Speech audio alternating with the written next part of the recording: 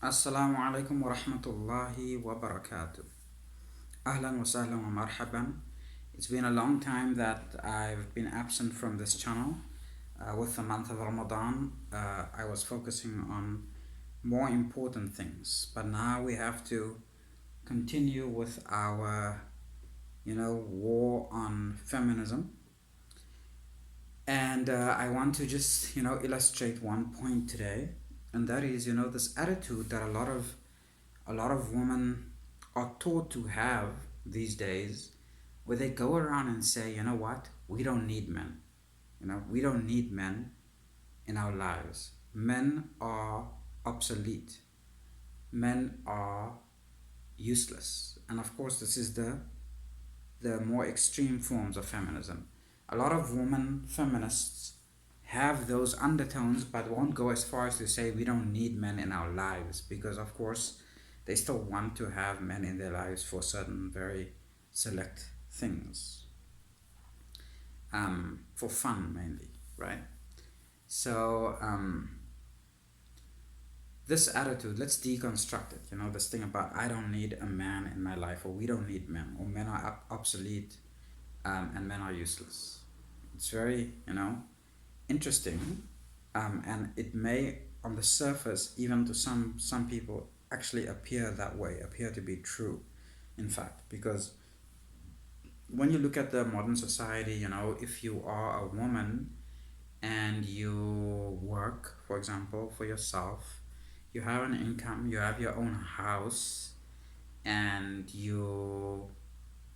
are autonomous, you are independent, you look after yourself.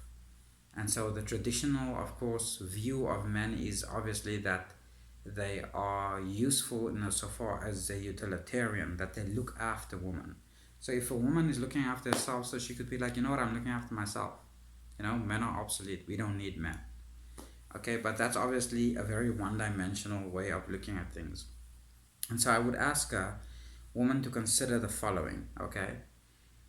um, when you sit there, in front of your laptop in your house, or you're drinking a cup of coffee, you know, from the floor that you walk on to the walls that form the walls of your house, to the tap that you open, to the electricity that you switch on, to the washing machine that you use, to even your sanitary towels that you use that enable you to go out even when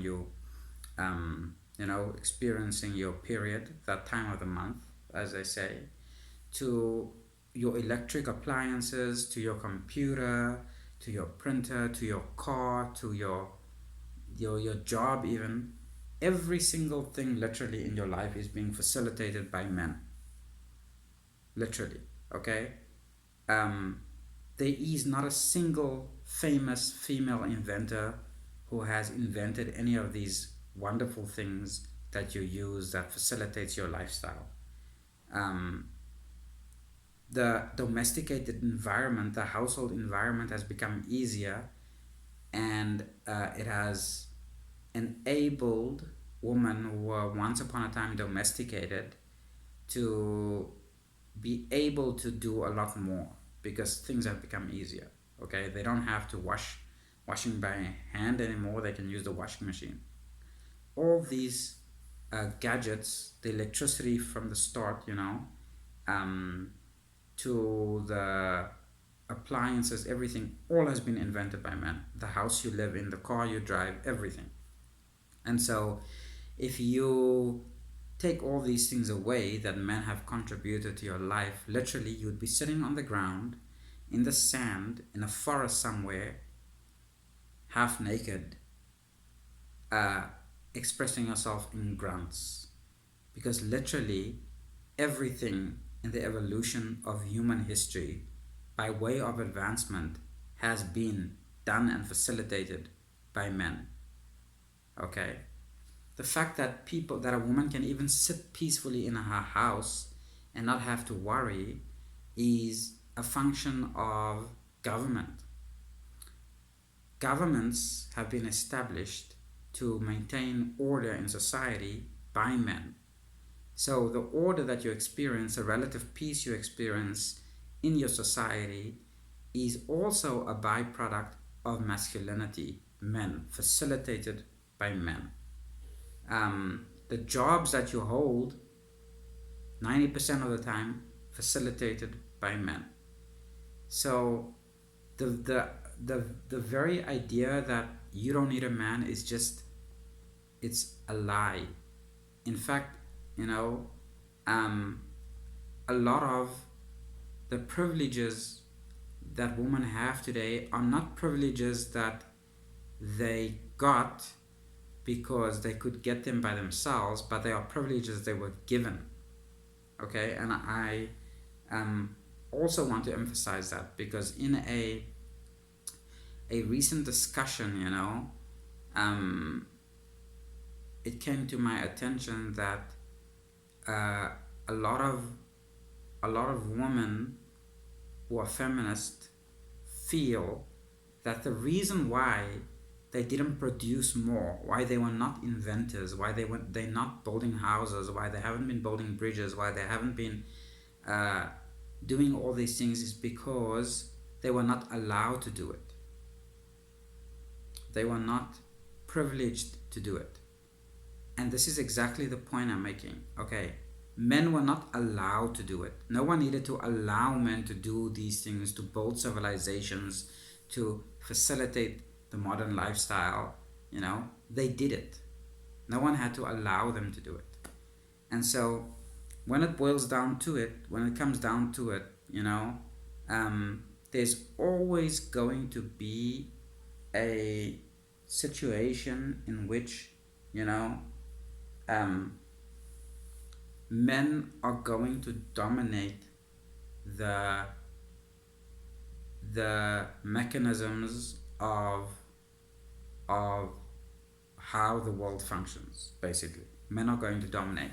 Now, just because we have established a social structure and a social order and an infrastructure that helps facilitate greater participation of women in the workplace, in society, in decision making, right?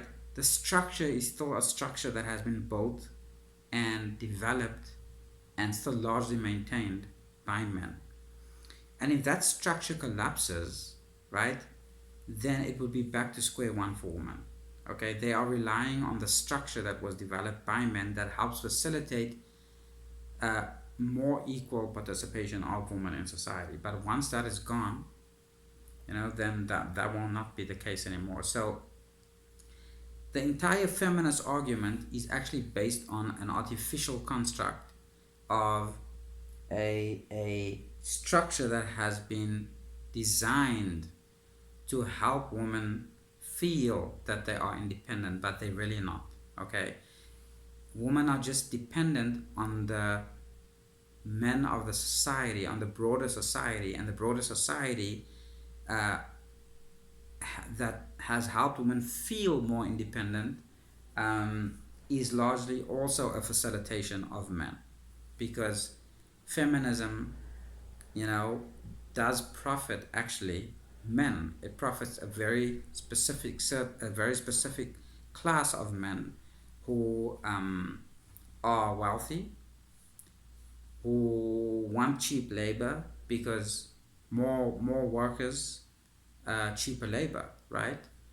And who like the idea that women are not under the dominion of having to be answerable to any one particular man in her family or household, and therefore more readily taken advantage of. So those are the men that feminism profits. And so even feminism itself is a construct of men. Women think that it's a construct of theirs, for their rights and liberation, but quite frankly, it does actually the opposite. Feminism enslaves women and oppresses them, because she's no longer allowed to experience the full range of her femininity, which is a talk for another day. Thank you very much.